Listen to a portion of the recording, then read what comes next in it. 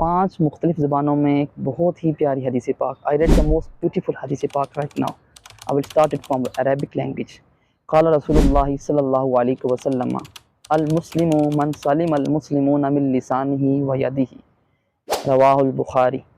In English, the Holy Prophet sallallahu ta'ala alaihi wasallam said, "The Muslim is he from whose hand and tongue other Muslims are safe." It's narrated in Bukhari Sharif. In Chinese, "Waman da shi anchi sallallahu alaihi wasallam swa musilin da sho khashit thosilin iga musilin shi an chuan da."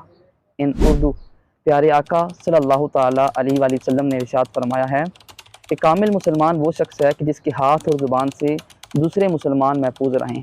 امام بخاری نے اس کو روایت کیا ہے. ان پنجابی پیارے آقا صلی اللہ علیہ وسلم نے ارشاد فرمایا ہے کہ مسلمان وہ بندہ ہے جہدے ہاتھ تے زبان نال دوے مسلمان محفوظ ہیں.